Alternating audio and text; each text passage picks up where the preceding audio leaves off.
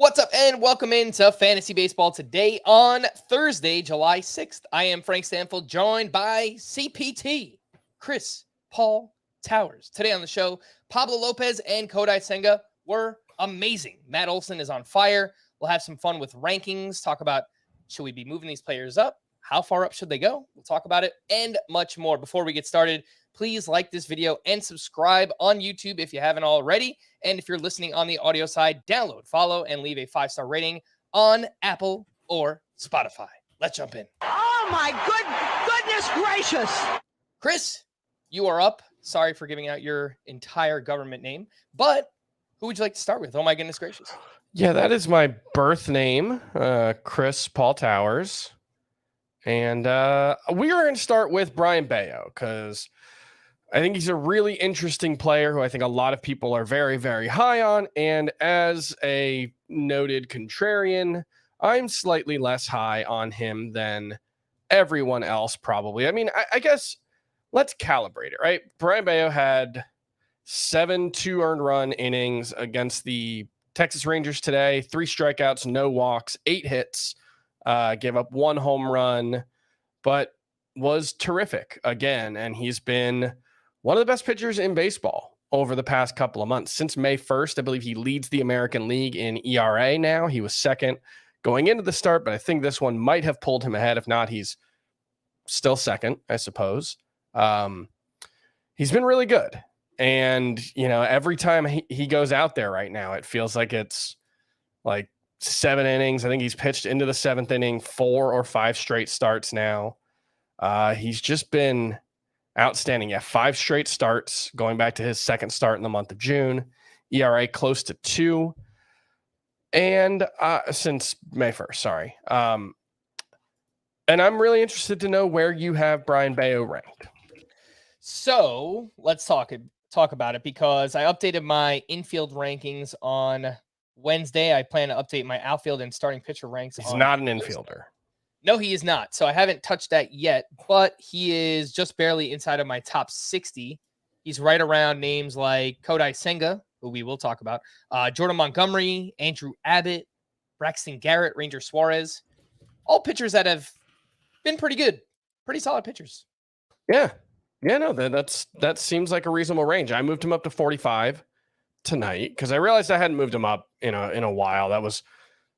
There are so many players, and sometimes there's just a guy that you just don't think of, and that was Brayan Bello for me. He was way too low before. If you saw my rankings before around 11 o'clock tonight, ignore them. They lie to you. He is 45 right now in my roto rankings, just ahead of Jordan Montgomery and Jose Barrios, just behind James Paxton, and that's an interesting range. Because Jordan Montgomery, I don't think has a ton of upside, but he's very solid. He's been very solid for like a year straight now, really. Jose Barrios having a really nice bounce back season, but obviously not an ace. James Paxton, I think he's going to pitch like an ace as long as he does. It's just a question of how long he's able to stay out there. And then I've got Carlos Rodon right ahead of him, who, again, I think he's going to pitch like an ace when he pitches. It's just a big question of how much he's going to be able to do that. Brayan Bello, the positives are obviously, I mean, the results have been really, really great, but he's had very good control, 8 walks in 33 innings in the month of June, 9 walks in 27 innings in the month of May, so getting a little better there. No walks today. Doing a very good job of getting a lot of ground balls. His ground ball rate is 57% right now. Hard hit rate, 41%. That's a little worse than league average, but it's not terrible because of how many ground balls he gets. The problem is he just doesn't get a lot of strikeouts. You know, Brayan Bello's strikeout rate for the season entering tonight when he only had 3 strikeouts was 21.8%. League average 22.1%. So right around average there. A little better than average with his walk rate, but not elite. Good, but not elite. And you add it all up, and it feels like a good pitcher. I'm confident Brayan Bello is a good pitcher. I feel like he's established himself now as a high floor pitcher. The 2-ish ERA since the start of May, the 3.04 ERA that he has this season, that's where I struggle, right? That's where it's like, Is this guy a burgeoning ace? I don't think so. I don't think he's a Cy Young candidate necessarily moving forward. I mean, right now he might be, but I think moving forward, he's more like his 3.85 xERA or I think his FIP is like 3.5. I think those are probably more indicative of who he's likely to be moving forward. And that's a very good pitcher, but it does, I think, open an opportunity to sell Brayan Bello.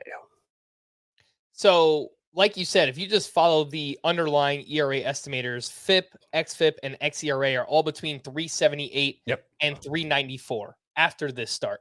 So based on that, there should be regression coming for the reasons you mentioned. He doesn't get as many strikeouts. He does give up a good amount of hard contact, lots of ground balls. The Red Sox defense is, I think last I saw, they're pretty bad. So I don't know how long he's going to be able to maintain turning all of those hard hits into outs.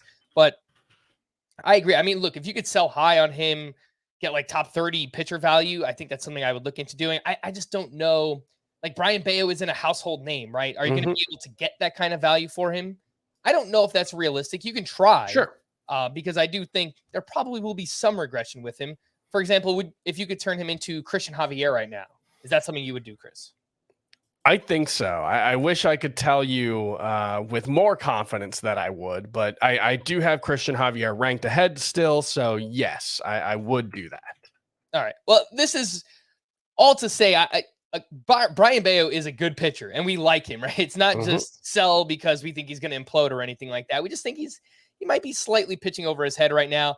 I know if Scott was here, he probably would argue it because I know he likes Bello quite a bit in that Framber Valdez kind of mold of pitcher. And I think that's fair. I think that's a very reasonable comp and something Brayan Bello should be striving to become moving forward.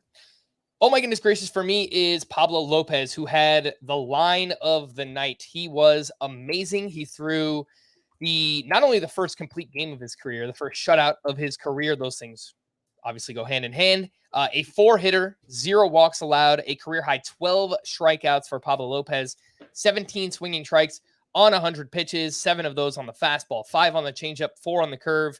Pretty much had everything working in this one. I guess we have to throw in the caveat that he was pitching against the Kansas City Royals, and they are one of the worst offenses. I mean, just like maybe the best streaming option against right-handed pitching right now. They are just completely lost. Yes. I don't want to take too much away from Pablo Lopez because it's not like everybody is throwing complete game shutouts against the Royals right now. But he was really good in this one. He did change up his pitch mix a little bit, faded the sinker, threw a few more curveballs. Everything else was on par for Pablo Lopez. And Chris, I think Pablo Lopez is a good test study for trusting the process, right? If you just follow the underlying metrics all year long, things like K to walk rate and Sierra and expected ERA, everything said that Pablo Lopez was pretty unlucky this year. And obviously a start like this, maybe it's something that can kind of get him back on track and have him pitching closer to those peripheral numbers rest of season. Your latest thoughts on Pablo Lopez?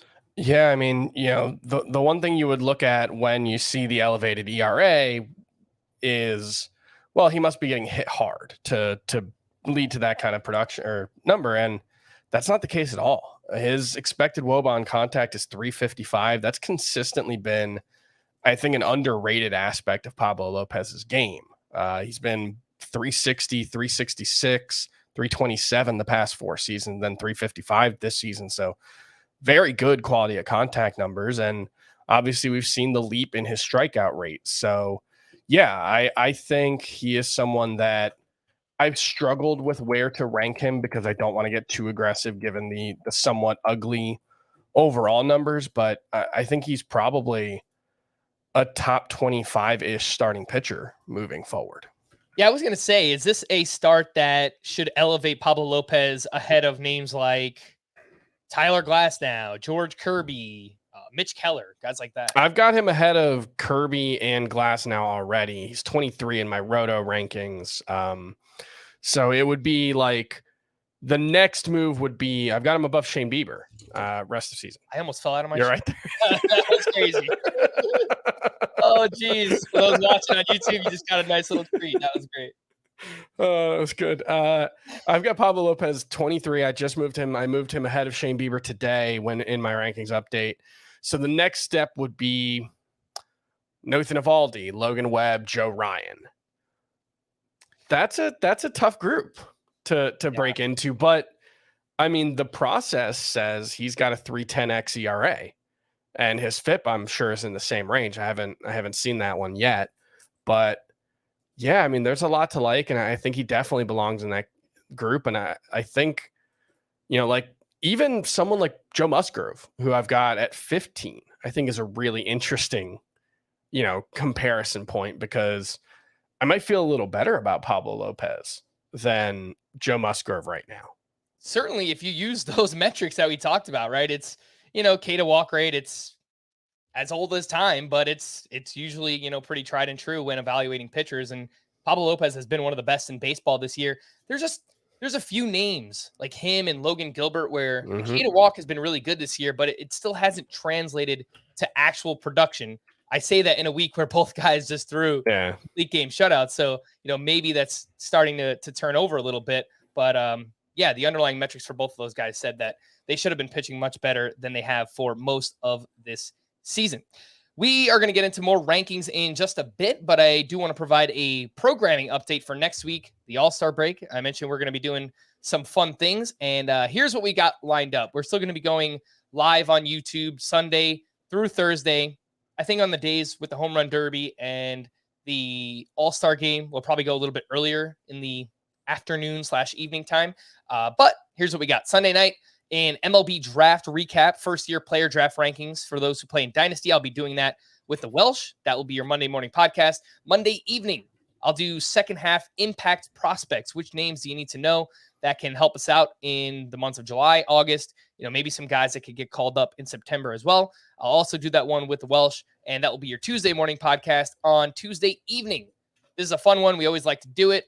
Way too early 2024 mock draft. We'll do the first 2 rounds. I think Scott will be back by then. And obviously, Chris, if you want to hop on for that, we could do all 3 of us and kind of talk that out and figure out where guys like Corbin Carroll might go in drafts next season. So again, that's going to be Tuesday evening. That's your Wednesday morning podcast. Wednesday night, we'll have second half sleepers, breakouts, and bust. That'll be your Thursday morning podcast. And then Thursday evening, a week 16 previewing next weekend.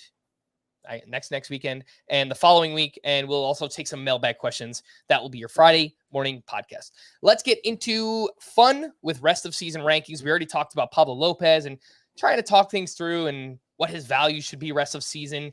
Top 25, top 20 is starting pitcher for him. Let's talk about Matt Olson here, Chris. And you're splitting hairs with a lot of the top 5 first basemen. We know they're all really good. It's just what level of good are they going to be, or have they been?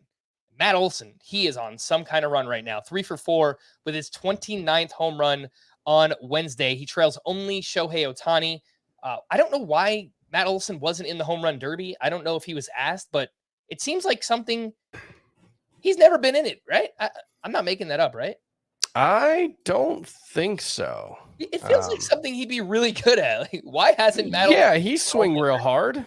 Yeah, I just found that very weird. Anyway, he was dropped down to 5th in the Braves lineup on June 15th, Matt Olson was. And since then, he has 11 homers in 18 games since. And he did move back up into the cleanup spot, I think, around June 23rd. So this hasn't all been in the 5th spot in the lineup. But I think it's something that maybe lit a fire under Matt Olson. And he's just quietly doing his thing. He's batting .254, obviously in the middle of that lineup. 68 runs scored, 70 RBI for Matt Olson.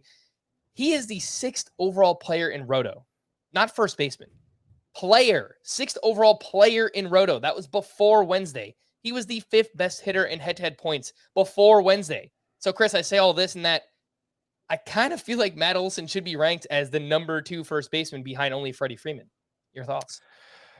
I think there's a reasonable case to be made there. He's number 4 for me, so I've got him ahead of Pete Alonso, but behind Paul Goldschmidt and Vladimir Guerrero. But all those guys are really, really close. Freddie Freeman, I think, is a clear number 1 because his more broad skill set. The thing with Olson is we've always known that he is an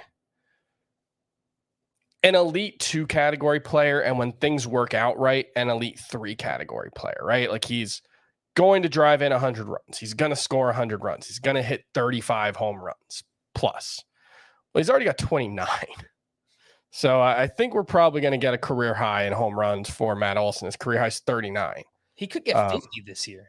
I mean, that's the pace right now, but also it's because this Braves lineup is so ridiculous right now. He's also on pace for like 120 runs and 120 RBI. I mean, if he plays 160 games, that's the pace we're talking about right now, I'm pretty sure, which is just, it's stupid. The kind of season that this team is having. And I have to think at some point they will go through a stretch where they're not scoring 8 runs every single game, and not everyone in the lineup will have an 860 OPS. But I mean, Ozzie Albies is on pace for 40 home runs and 120 RBI. Like, it's absolutely nuts right now. And it's elevating Matt Olson, in addition to him having the kind of bounce back season that I think a lot of people were hoping for.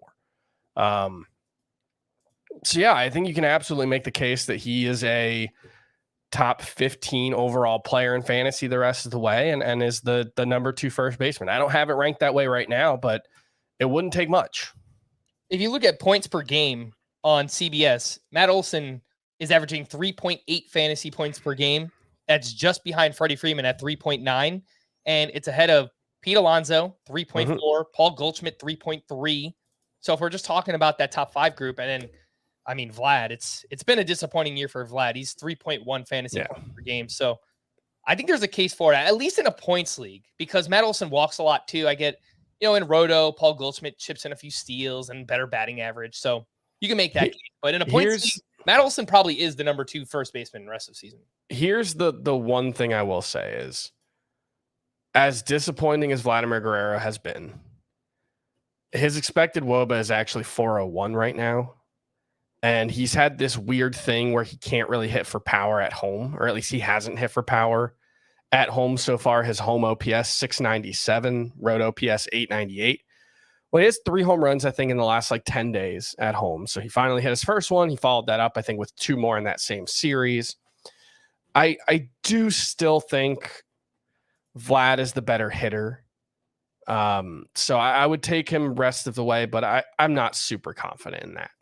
Look at where these first base is just loaded with talent, right? So Freddie Freeman, Vlad Jr., Matt Olson, Paul Goldschmidt, Pete Alonso. They all rank between 7th and 15th in all of baseball in expected WOBA. So that counts quality of contact plus strikeouts and walks. So they're 5 of the top 15 best hitters in baseball right now. So, and I mean, it's splitting hairs, but I just wanted to give Matt Olson his due. It's been a slightly underwhelming season for Paul Goldschmidt, and he's still a top 30 player in fantasy. It's been actually Spencer Steer is the number 4 first baseman in fantasy right now, which is he's so good, wild. I should be doing more victory lapping on that.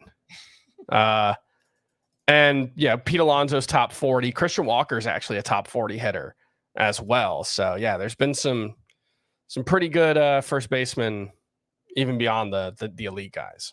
Yeah, everybody except the guys that I liked coming into the year, Rowdy Tellez and Anthony Rizzo. So, yeah, it's been a little rough. Good job, Frank. Let's talk about Kodai Senga. He tied his season high with 12 strikeouts at the Diamondbacks. He went 8 innings of 1-run ball. Those aforementioned 12 strikeouts, 18 swinging strikes on 107 pitches, 10 on the forkball, 4 on the fastball, 3 on the cutter, and velocity up around 1 mile per hour on all of his main pitches in this start. Good news for Kodai Senga. And he did make a bit of a pitch mix change. He faded his 4-seam fastball a little bit and threw his cutter, his most used pitch in this start. And it actually is a pitch that has had much better results on balls in play this season. So I wonder if it's something we could see more from Kodai Senga moving forward. Drops his ERA down to 3.35. The whip is that was surprising. Yeah.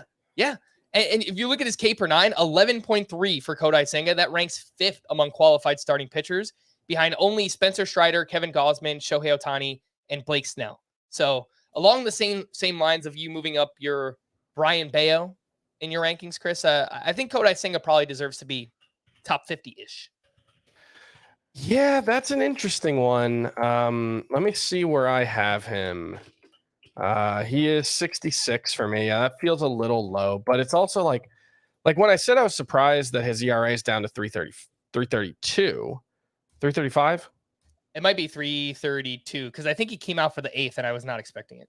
Yeah. 331. None of us were right. That's surprising because outside of May, he hasn't had an ERA under 3 in any month this season. It was 4.15 in April, 3.71 in June, but obviously this is a really good start. The vibes I'm getting are a little Blake Snell-y, where there are going to be absolute moments of brilliance, but he has not shown the consistent ability to throw strikes. And the actual weird thing is he's had 3 starts where he's had 1 walk or fewer so far this season. It was this one. It was June 17th against the Cardinals when he gave up 4 earned runs. And it was May 11th against the Reds when he gave up 5 earned runs in 5 innings. So that's kind of interesting that has not been the silver bullet for him. But yeah, I have a hard time being aggressively moving a guy up when you look at the monthly splits. And I'm just doing monthly splits because it's an easy way for me not to have to do math on my own, right? The months are arbitrary endpoints. 18 walks in 26 innings in April, 13 and 29, 15 and 26 and 2/3. 2 of the 3 months he's had well over 4.5 walks per 9. I think both of those are over 5 walks per 9. The good month is more like 4 walks per 9. That's just a really high number. And he hasn't shown signs of consistently figuring that out enough for me to buy in, but I think he's going to be good. It's just limitations on innings and specifically whip. His whip, even with that, surprisingly good ERA, I think his whip is up to 131 for the season. That's 132. That's rough. Yeah. And I was going to say, I think he's better in Roto, although he is bad in the whip category. That's the thing, is that this specifically harms you in whip, but because in a points league, when he's off, he doesn't give you quality starts. Mm-hmm. He doesn't go more than 5 innings at times, because he's inefficient. The walks kind of add up and things happen. He's done a really good job of limiting runs from scoring and just kind of navigating runners on base. But yeah, for that reason, I think he's probably better in Roto because the strikeouts are good. The ERA is good. Yeah, the whip, not so much, but he's been getting a good amount of wins as well. That's Kodai Senga. I think I'm going to push him up a little bit. He'll probably wind up around the top 50 starting pitchers, but I definitely see the Blake Snell comparison there with Kodai Senga. Let's take our first break, and when we return, I have 2 other names I want to talk about in terms of the rankings. Elly De La Cruz, another awesome game, and Bryson Stott, who it feels like maybe we haven't given his fair due this season. We'll talk about that right after this. Someone hunted a hunter. This is the work of a serial killer. Pickett thinks he can do a cop's job. Drop your weapon. Stand down. No one trusts a lone man in the wild. Joe Pickett Season 2 is now streaming on Paramount Plus. Use promo code Pickett for 1 month free trial. Credit card required. Terms apply.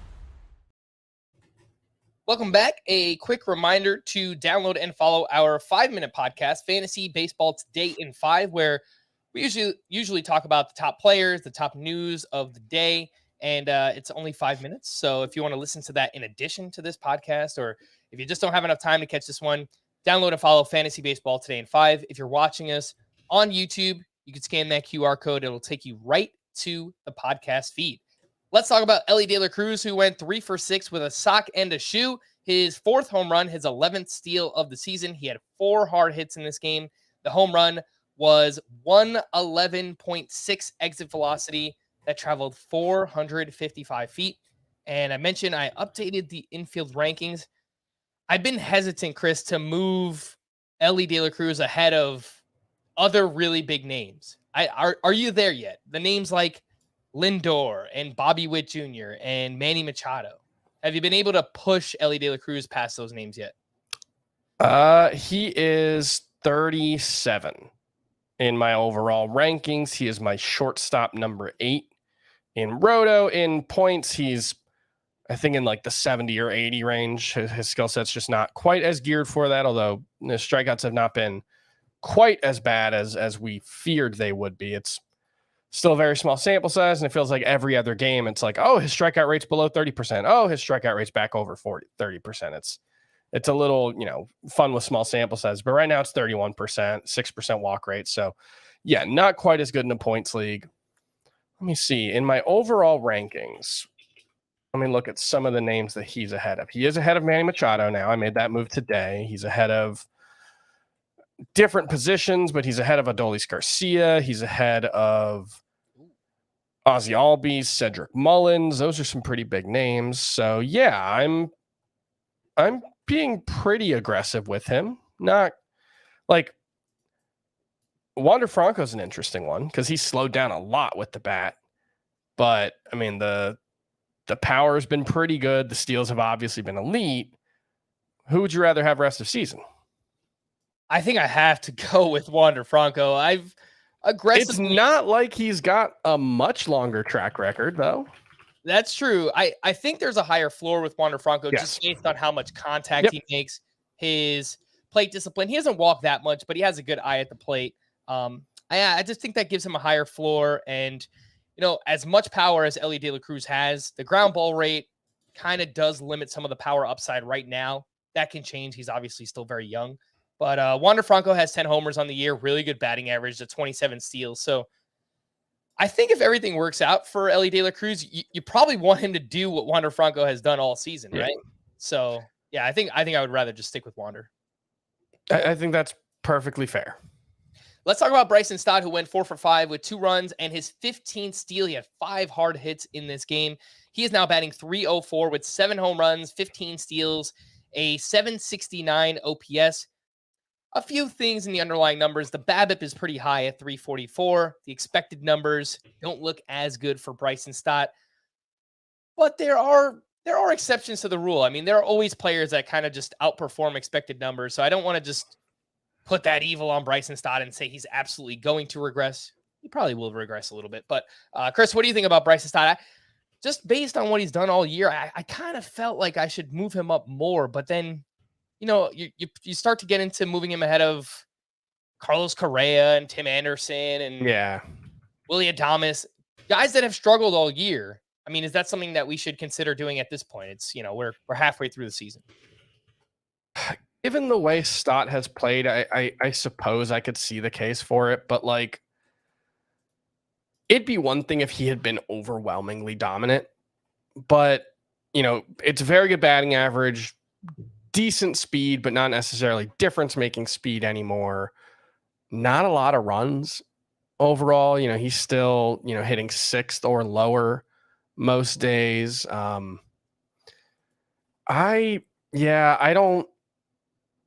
don't really see it.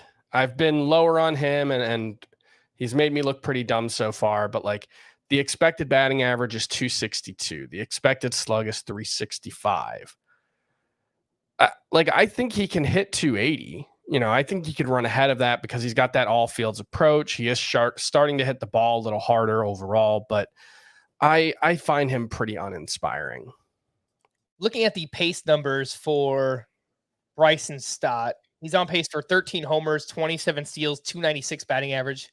That's a pretty productive player. The counting stats are definitely underwhelming. 70 runs scored and 60.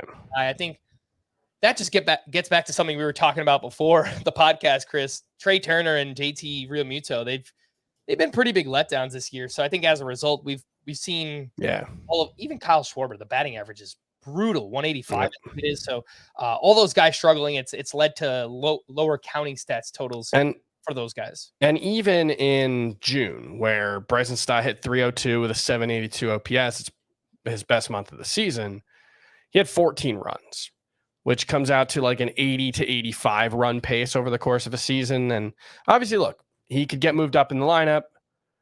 I think it's pretty unlikely, given the big names at the top of that lineup, that they're going to do that, but it's possible, I suppose. Lineups are not static. But yeah, I think he's like a batting average specialist who's playing over his head right now. One name that I moved him ahead of, you tell me maybe I'm off base here. I moved him ahead of Nolan Gorman, the way that he struggled mightily since the start of June. I think that's perfectly reasonable. All right. Well, that's all for the rankings here. Again, I've actually I didn't do it on purpose. Sorry to cut you off. All good. I moved Bryson Stott one spot ahead of Nolan Gorman earlier today. It wasn't like a conscious thing, but in my overall rankings, he is one spot ahead. All right. And if you ever want to check out our rankings, you could do so on the site, cbssports.com/fantasy/baseball/rankings, where we have all of our positional rankings. And I will be updating outfield and starting pitcher here on Thursday. Let's talk about some waiver wire hitters here, Chris. And we will start off with Colton Cowser. How did he do in his debut? He picked up his first career hit, an RBI single off of a left-handed pitcher. I thought that was pretty interesting. He wound up going 1 for 3 with a walk, a run, and an RBI. He also had a line out that was 107.7 exit velocity. Pretty encouraging there. He's up to 50% rostered. And another outfielder from Wednesday, Jack Sawinski, went 1 for 3 with his 19th home run. We've talked extensively about him in the past. He's a pretty interesting player to evaluate. He's batting .236. He walks a lot. Jack Sawinski, 19 homers, 7 steals, and 891 OPS. That's a pretty valuable player, Chris. Where do you fall on Jack Sawinski, and what did you think of Colton Cowser's debut? Good to see Colton Cowser getting in there and getting a hit off a lefty. Not a ton to add beyond that. It was just, it's one game, so you're just looking for positive signs, and we got it. Got a hit off a lefty. It wasn't smoked. It was a solid line drive, 83 miles per hour to right field. As for Sawinski, he's just all over the place. I mean, like, he had a decent month of June because he walked 15 times and hit 5 home runs. He had a 772 OPS, but he hit 185. And did he miss some time, or was he sitting out against some lefties? I think that might have been the case because only 82 plate appearances in the month of June. I think he's just kind of an all or nothing guy. And the nice thing about that is he does bring some speed to the table. And so it's not like a Kyle Schwarber all or nothing where if he's not hitting, he's not going to give you anything. Sawinski can swipe a base, but I think he's also worse than Kyle Schwarber as a hitter. So the lows are going to be a lot lower. Yeah. And with Jack Sawinski, you were talking about him. He kind of reminds me of the Blake Snell, the Kodai Senga of hitters, right? It's just, I think we're going to get wild inconsistencies. He's going to go through stretches where he looks really good. He's going to go through stretches where you want to drop him off your team. Justin Upton was a hitter like that in the past where, and if you looked at his monthly OPS, it would be like 1 month up over 1,000, the next below 700. So it's a wild ride, but specifically if you play in a roto league, it's just, what are the numbers at the end of the season? Yep. And right now it looks like at the end of the season, Jack Sawinski's numbers are going to look pretty good. Would you take him over either of Leody Taveras or Tommy Pham? Those are two names we've talked a lot about recently. I think I would take him over Tommy Pham, but not Leody Taveras. I really like what we've seen from Leody Taveras. All right, let's talk about a few corner infielders. Joey Votto went 3 for 5 with his 5th home run in 13 games. He is only batting 205 so far, but has an 885 OPS in the small sample. Garrett Cooper continues to hit well, 2 for 4 with a double, walk, and 3 RBI. How about those Marlins, by the way? The team of destiny. Just the dumbest win in Marlins history.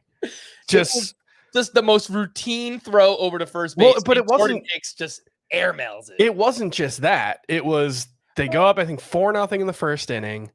They're leading 5-0, tie game. They go up, I think 8-7 going into the 9th. AJ Puck gives up a 2-run home run to Jordan Walker, and then Jordan Hicks, who's been awesome this season, gives up 2 hits. I think I can't even remember the guy's name. Shorts guy who was playing third base for them, Joey Wendell, goes up and legitimately the most overmatched I've seen a major league hitter look in an at bat so far this season. Jordan Hicks just pumps 202 mile an hour fastballs right by him, and Joey Wendell. I turned to my wife; she's sitting next to me, and I'm like, "This guy's got zero chance." And what does he do? He chases 103 mile an hour sinker out of the zone, hits it 22 feet, and a little bit of that's on Paul Goldschmidt. Paul Goldschmidt was weirdly late getting to the bag. You can see Jordan Hicks pump because Paul Goldschmidt's not there yet, and I think that's what threw him off. And the Marlins win in a walk-off on a ball that was hit 22 feet. It was Incredible and stupid, and I loved watching it. It was insane. By the way, that Jordan Walker home run, he's going to be really good. I think Jordan Walker's going to – I'm not breaking news here, but 112 exit velocity, 444 feet on that home run. And, people were tweeting at me asking, do we drop Jordan Walker? No, don't drop Jordan Walker, man. He's going to be good. He's going to be really good. I will say this, man. Going against the Cardinals, I know they've been crappy this season. I still think that lineup is terrifying. Like, actually going through it, and like, you got to get Paul Goldschmidt and then Nolan Arenado, and it's just like, man, that sucks for pitchers. And it just has not come together for them. But that was not surprising that Jordan Walker crushed one tonight. I think it's been mostly pitching more than anything for the Cardinals and their bullpen. They've blown so many games this year too. Yeah, the bullpen like overall isn't bad. It's just been the worst possible timing like tonight. Let's get back to the corner infielders, Joey Votto and Garrett Cooper. Cooper, by the way, 27 games since the start of June, batting .296 with 6 home runs, doing a pretty good job of barreling up the ball there. Joey Votto and Cooper, Chris, who do you like more as a corner infielder? I would go with Votto. Just the power that he's shown in the early going is reminiscent of that, 36 homer season in 2021. He does seem to have rediscovered something here, and the batting average is really low. He's striking out a lot. I'm not so worried about that. But yeah, tonight's home run was a bit of a cheapie. It was like 380 feet to left field, but opposite field home run, that's always good to see. He is completely selling out for power right now. That's what it looks like, because he has a 54% fly ball rate, which his previous high was that was as a rookie. It was 2 years ago, 42%. So pull rate is way up. Yeah, there's a little bit to that. Yeah. I think it's leading to strikeouts too, but I think there's going to be some power there. Obviously, it's great ballpark, and Votto's hitting right in the middle of one of the most exciting lineups in baseball right now. So I think I would agree with you, Votto over Garrett Cooper as well. Edouard Julien, I don't know that there's much to do with this. He went 1 for 2 with a walk and his 6th home run. On paper, he's been fine. .258 batting average, .811 OPS. He's been terrible against lefties. He has a 34% strikeout rate. He sat, I think it was on Tuesday, against a righty. I don't know why. So his playing time has been kind of weird. I think if you picked him up in a deeper league, you just hold on. But outside of that, I don't know that there's much utility for Edouard Julien. And Yainer Diaz, this guy has been awesome. 2 for 4 with a double dong. He just keeps hitting. In 26 games since the start of June, he's batting .298 with 8 home runs. I asked Scott this question last week. It's kind of a tough one to answer right now. It's as great as Diaz has played. If you picked him up in a 2-catcher league, you're loving it. I just don't know where or how he's going to play every day once Yordan Alvarez returns to this lineup. That's the biggest question right now. Yeah, and the underlying numbers are actually pretty good, but it's been a lot of cheap-ish home runs to left field. He's taking advantage of that short porch. It's the kind of thing though where I can't say not to add him, right? Like, I guess if you're in a 1-catcher points league, maybe not, but there aren't 24 good catchers right now who are worth rostering. So in 2-catcher leagues, I think he's absolutely worth rostering. You just worry about it when he's not playing. Yeah, no, that's absolutely right. I moved Diaz up to 23rd in my catcher ranking, so he's certainly viable in a 2-catcher roto league. That is Yainer Diaz. 2 names in deeper leagues. Will Benson went 2 for 5 with 2 RBI and his 7th steal. All of a sudden, he's batting .287 with an .833 OPS. He's started 8 of the past 10 games for the Reds. Looks like he is not playing against lefties. He only has 11 plate appearances against lefties on the season. The other name here is Tony Kemp. That's right. That Tony Kemp. He went 2 for 4 with 2 RBI and his 8th steal. And fun with arbitrary endpoints. Last 18 games for Tony Kemp, he's batting .333 with 2 home runs, 4 steals, and only 3 strikeouts in 18 games. It's pretty crazy. Chris, anything here on Will Benson or Tony Kemp in deeper leagues? I feel like we get like a stretch like this from Tony Kemp every season, and he is what he is. He's like the slappiest slap hitter in baseball. His average exit velocity is always among the bottom of the league. Hard hit rate is 21% right now, which is actually an improvement over last season. League average is 36% for context. So I don't think there's much to be excited about with either of these guys. Benson a little more just because good lineup, good home park. It's just, the not playing against lefties is, limits the upside. Who would you say is a better slap hitter, Tony Kemp or Ronald Acuna? Ooh, Tony Kemp probably a better slap hitter since he's actually a slap hitter. That's right. Let's quickly hit some news and notes before we get to our final break. And Shohei Ohtani was in the lineup as the DH Wednesday, despite dealing with that blister. Joe Adell also in the lineup against the right-handed pitcher in Seth Lugo. I thought that was pretty interesting. I wrote Taylor Walls was on the Taylor bench. Ward. I'm pretty sure I meant to say Taylor Ward. So looks like they're going to continue doing a rotation like they were doing when Mike Trout was healthy there. Speaking of Mike Trout, he did undergo surgery on his fractured left hamate bone on Wednesday and is set to miss the next 4 to 6 weeks. Astros GM Dana Brown said that a decision has not been made regarding whether Jose Altuve will go on the IL, but he could be held out of the lineup through the All-Star break. He is currently dealing with left oblique tightness. Brandon Woodruff threw off flat ground the past few days and is aiming to throw a bullpen session this weekend. He's been out since mid-April with a grade 2 subscapular strain. Clayton Kershaw said his shoulder injury is trending upward and that he feels confident he'll be ready to pitch after the All-Star break. Esteury Ruiz will undergo x-rays on an MRI on his right shoulder on Thursday. Hopefully he's good to go, because if you play in any roto or categories league, the guy is in a godsend, leading baseball with 43 steals on the season. Ketel Marte has missed 2 straight due to lower back soreness. He did appear as a pinch hitter on Wednesday, and all it took was me acquiring him in the Scott White Dynasty League for Ketel Marte to get hurt. So I'm sorry to everybody else out there. Christian Javier will not make another start before the All-Star break. He was originally slated to start this weekend, and frankly, it might be for the best for our fantasy teams, for Christian Javier. Take an extended break, try to get your mind right, come back after the All-Star break. And get the mechanics right. His arm slot's just a little off. He's a little less elevated. And so, that's one where it's just hopefully he can get right. Yeah. Bryce Miller, who was placed in the IL with a blister on his right middle finger, is, quote, not going to pitch for a while. That's all we got. That's weird, because I don't know what that means. Yeah, he threw 133 innings last season, so I don't think there's like innings management going on. So that's maybe a little more serious than your typical blister. I read a little bit more about it, and apparently it severely affects his velocity. So someone who relies so heavily on just his fastball, they probably need to wait until that blister is just completely gone until he can get back to pitching for the Mariners. Rowdy Tellez was placed on the IL with right forearm inflammation, apparently something he's been dealing with for a while now, so might explain some of the struggles for him. Brian Anderson was activated from the paternity list. Red Sox manager Alex Cora said Justin Turner could be used at second base in the coming days as the team looks to jumpstart their offense. Trevor Story could be back, could be ready for a rehab assignment immediately after the All-Star break. He had internal brace surgery on his right elbow back in January. Zach Greinke was placed in the IL with right shoulder tendonitis.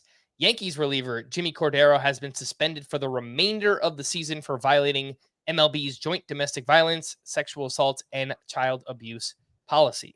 And last but not least, Chris, the home run derby field is set. We've got Pete Alonso, Julio Rodriguez, Vladimir Guerrero Jr., Mookie Betts, Randy Arozarena, Luis Robert, Adley Rutschman, and Adolis Garcia. Honestly, it's a pretty awesome group. I'm in on this. Yeah, I think the matchups are Pete Alonso versus Randy Arozarena, Mookie Betts versus Adolis Garcia, Vlad Guerrero versus Luis Robert, and Julio. No, sorry. I don't know why they have them in this order, because it's Julio Rodriguez against Pete Alonso. So I was hoping I could find the bracket real quick, but I couldn't. I have the bracket, but it's probably too late. Yeah, while you were reading it off, it was completely wrong, and I'm just like, I'll tell him as soon as he's done talking. Yeah, no, I figured it out because I remember seeing Alonso versus Rodriguez earlier, and I was like, oh, that's super fun. And then I realized that's not what I read, and it's already we're already gone. It's fine. Yeah. I only know because I remember Randy Arozarena against Adolis Garcia, and to me, those guys are the Spider-Man. Yeah. every time I see them in the rankings, I'm like, I'm going to just put them back to back. They're both really good. I don't know who should be ahead of the other, but they're good. They're really good players, Adolis Garcia and Randy Arozarena. Let's take our final break, and when we return, do have some waiver wire pitchers, some leftovers. We'll do that right after this. In 3, 2, 1. How you doing? Run, Forrest! Run, Bernie. So fetch. Life moves pretty fast. If you don't stop and look around once in a while,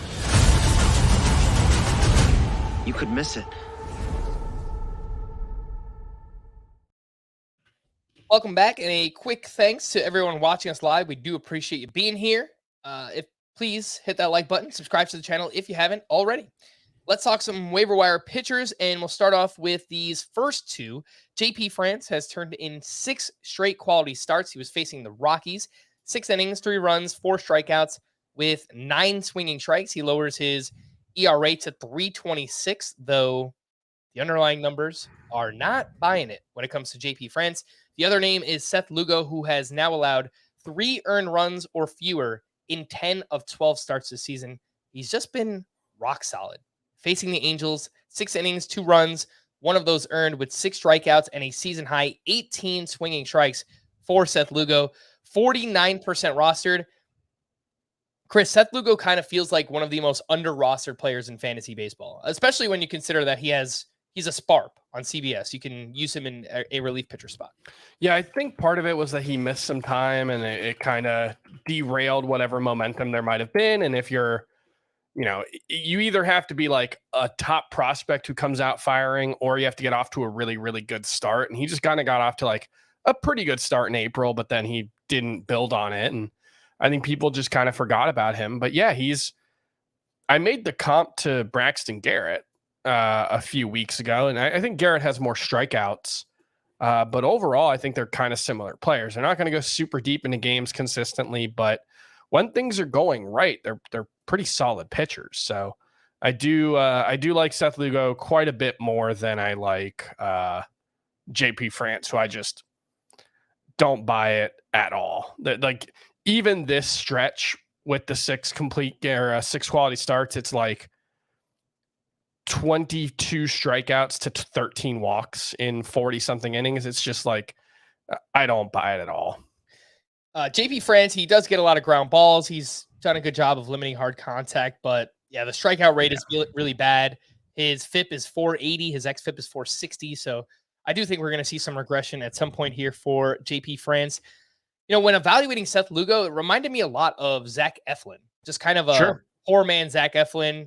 Gets a good amount of strikeouts, but not a ton. Really good walk rate, gets ground balls, has done a good job limiting hard contact as well. So I like the profile. So I don't know that there's like a huge upside with Seth Lugo, but certainly a very high floor. And I think he needs to be rostered in all points leagues where you do have that relief pitcher spot. One name that pitched on Wednesday that it kind of feels a little bit overrated right now. I know he has the name value from the past. He's still currently the most added starting pitcher on CBS. Michael Soroka did not allow a run, but was inefficient at the Guardians. 4 2/3 shutout innings, 5 hits, 3 walks, had 7 swinging strikes on 99 pitches. And he's made 4 starts. He's got a 5.31 ERA, a 1.57 whip. Chris, just feels like people are holding on to the Mike Soroka that we knew from the past, and they're kind of hoping he gets back there. I'm hoping that happens, but we really don't have much evidence that it's going to happen. 58% rostered seems too high for him. Way too high. I mean, that's I'd much rather have Seth Lugo. Agreed.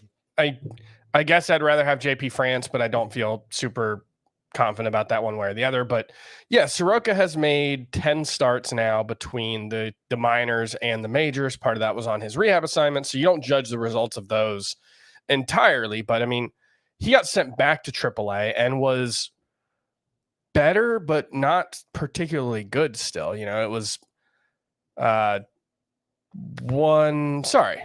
was pretty good. 3 earned runs over his 3 starts, but it was like 3 strikeouts in one, 4 walks in that one. It just, I don't know.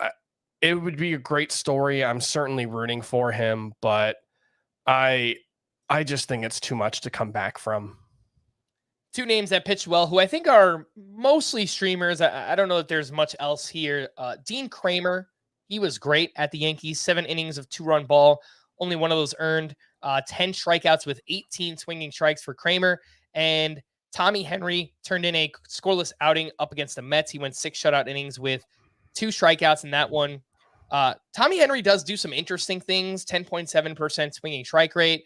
Does a really good job limiting hard contact. But I think for the most part, Chris, these two names are left for the streaming category, Dean Kramer and Tommy Henry.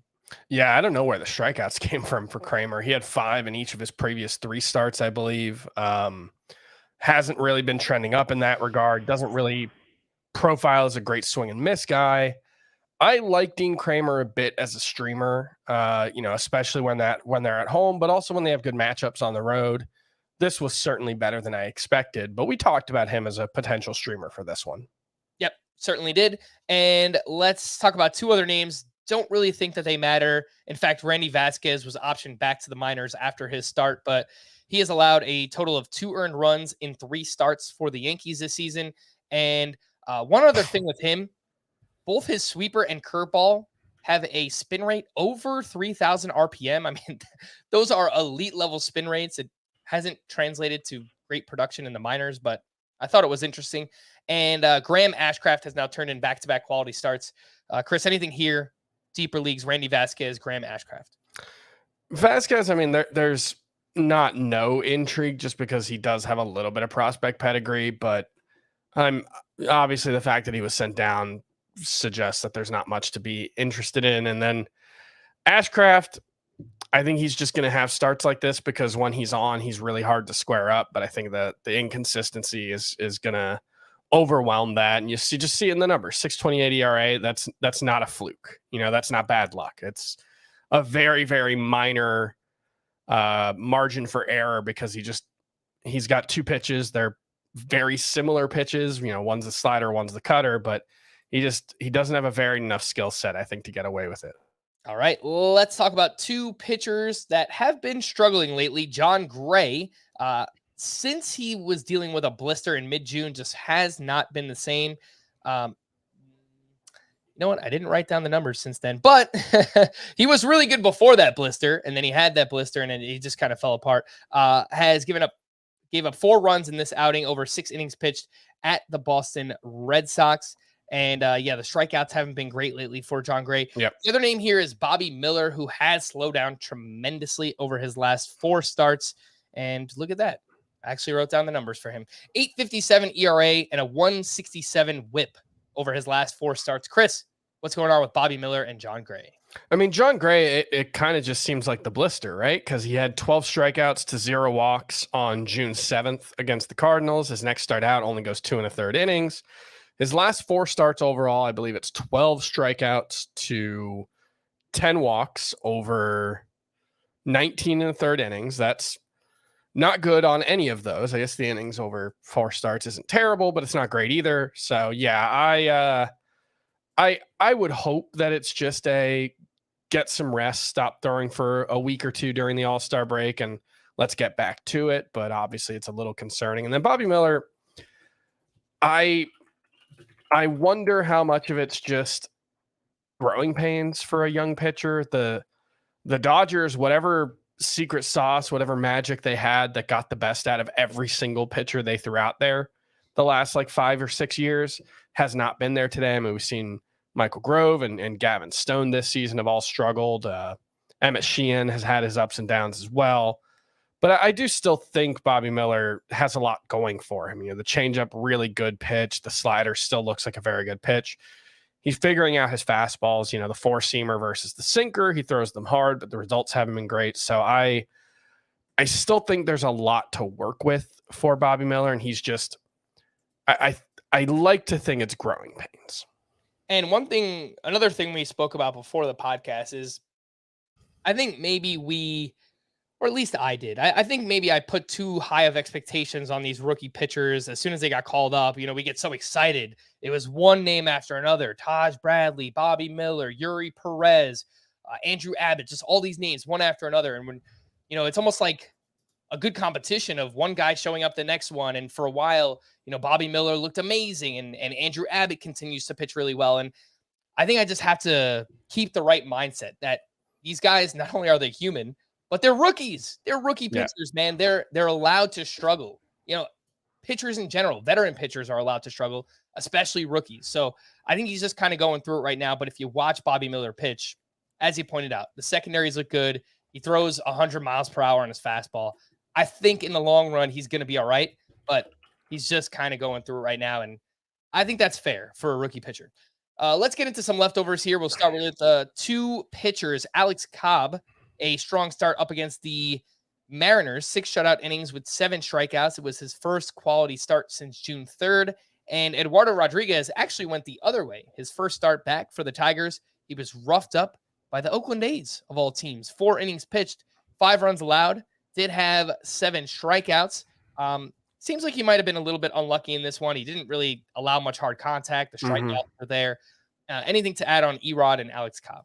Yeah, Erod got BABIP'd a little bit. And the other thing I noticed, and this is the one thing I would say just to kick it off, is I tend to give guys coming back from injury a mulligan, especially in Eduardo Rodriguez's case. What we saw in this start was his cutter usage was down. He used his cutter about the same as his slider. And, I do wonder if that's just a first start back. He's not 100% healthy with this finger injury. Because, you think about the way you throw those two pitches, they're similar-ish pitches, but the cutter is more about the pressure that you place on the ball as you release it rather than, the flip of the wrist as with the slider. And so, I do wonder if he just wasn't 100% confident with it. But, as he gets further removed from the injury, maybe the cutter will become more of a weapon for him. So that was the one thing I noticed with him. Cobb, I think, is really interesting because the splitter just hasn't been as effective, and that's been his best pitch over the last couple of seasons. But the spin rate's up a little bit, which, not necessarily what you want with a splitter, and the whiff rate's down. So he's not getting, probably the same amount of movement on that pitch. And the results overall have been really good this season. 2.91 ERA from a guy who, we've liked a little bit as a sleeper, but the underlying metrics, specifically the strikeout rate, it's his lowest since 2020. So I think there is some concern there that the splitter just hasn't been quite as good as he needs it to be, despite, overall pretty good results. Again, that is Alex Cobb. Let's move over to some hitting leftovers. Alec Boehm went 3 for 4 with a run, RBI, and his third steal. 19 games since returning from the IL. He's batting .333 with 3 home runs and a ton of line drives. Nolan Arenado went 3 for 5 with 3 doubles, 2 runs, and 2 RBI. Wilson Contreras, 3 for 4 with a double, 2 runs, and 2 RBI. 3 straight multi-hit games for Wilson Contreras. Batting average slowly creeping up. The expected numbers still look really good. I think we might get a really big second half from Wilson Contreras. He's a name that I would be looking to buy right now. Absolutely. The expected stats have been really good all season. They're starting to catch up. So, yeah. Sean Murphy, 4 for 5 with his 15th home run. He had 3 hard hits in this game, all of them over 109 exit velocity. He had a single that was nearly 115 miles per hour off the bat. He has been a stud. Ridiculous. Manny Machado continues his strong play, went 2 for 3 with his 12th home run.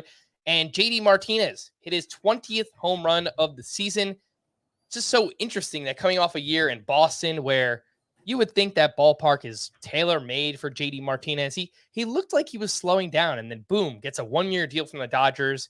And he's not fully back to prime JD Martinez, but he's really not far off the way that he's played so far this year.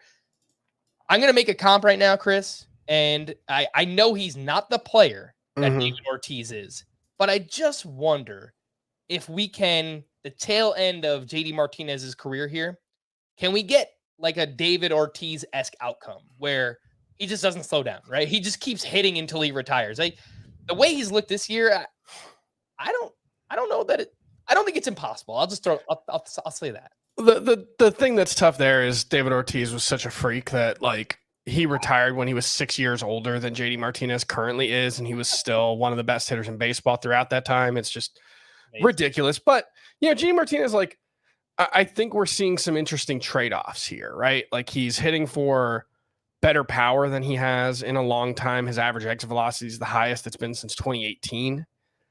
But he's also got the highest strikeout rate of his career at 30.3%. So, like, those are the kind of trade-offs that you expect to see from an older player. And so far it's working. And I think there will come a time when there will be diminishing returns, but we're not there yet. Mm-hmm. JD Martinez turns 36 years old in August. And frankly, I hope he just kind of sticks around with the Dodgers. But, with that being said, I know that they're big players for Shohei Ohtani. Let's bring him home to Miami, baby. Hey, that's a local kid. That might actually work out. Playing in high school class of 06. Let's see what happens. Let's go Falcons. This offseason, JD Martinez to the Marlins. Make it happen. The call to the bullpen, a few updates here. For the Astros, Ryan Presley picked up his 19th save. For the Red Sox, Kenley Jansen picked up his 18th. For the Marlins, AJ Puck entered the ninth inning with a 1-run lead. He gave up a 2-run homer to Jordan Walker. And then the Cardinals, we kind of walked you through it, but Jordan Hicks, he got the bottom of the ninth with a 1-run lead. He had 2 runners on base, 1 out. He airmailed a throw to first base. Both came in to score. The Cardinals lose another wild game.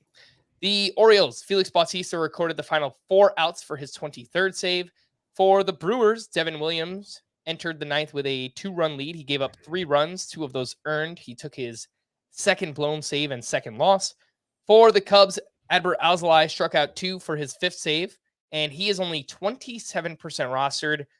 He looks like the Cubs closer. He's also been really good. 2.41 ERA, a .94 whip for Adbert Alzolay. Josh Hader picked up his 20th save of the season. And let's kind of talk out some of these other bullpens on the fly here because I didn't write it down. Camilo Doval picked up his 25th save. I think that ties the league lead with Jordan Romano. I believe so, yeah. Wow, he's been amazing. Lights out there for Camilo Doval. And then the Mets and Diamondbacks game, that was kind of a wacky one.